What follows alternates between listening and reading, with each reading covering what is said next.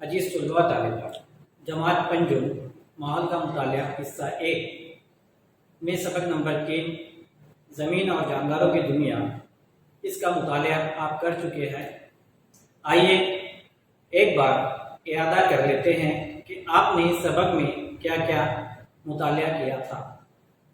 آپ نے سب سے پہلے ہجری کرہ کے تعلق سے مطالعہ کیا تھا کہ کرہ حجر ایک زمین کا سخت پھول ہوتا ہے اور چٹانوں سے مل کر بنا ہوتا ہے۔ اس کے بعد کرہ آب، اس کا مطالعہ بھی آپ کر چکے ہیں، اور کرہ ہوا، اس کا مطالعہ بھی آپ کر چکے ہیں۔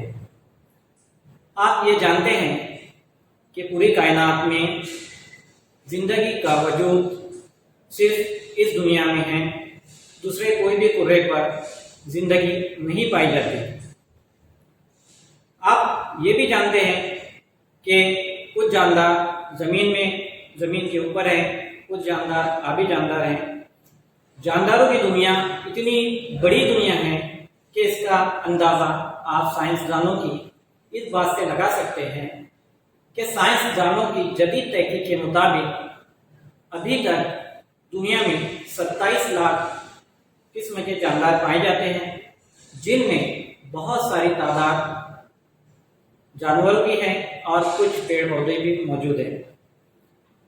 بہت سارے سائنسدانوں کا ایسا کہنا ہے کہ ابھی تک پورے جانداروں کا مطالعہ کرنے کے لیے ان تک رسائی حاصل نہیں ہو سکی ہے، جن کا مطالعہ کرنے کے لیے مزید 1000 سال درکار ہے۔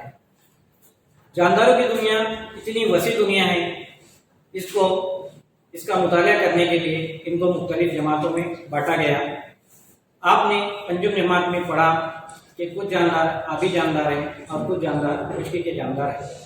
آئیے جماعت ششم میں سبق نمبر 2 جانداروں کی دنیا، اس میں ہم کیا دیکھنے والے ہیں، کیا مطالعہ کرنے والے، اس پر تھوڑا غور کر لیتے ہیں۔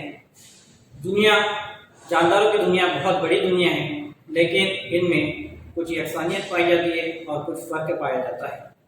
تو اس سبق میں ہم جانداروں میں جو خصوصیت ہے، اہم خصوصیت، اس کا مطالعہ کرنے والے ہیں، اور اس کے علاوہ ان میں کیا فرق پایا جاتا ہے، اس کا بھی مطالعہ ہم کریں گے۔ امید ہے آپ دیگر ویڈیو بھی بغور دیکھیں۔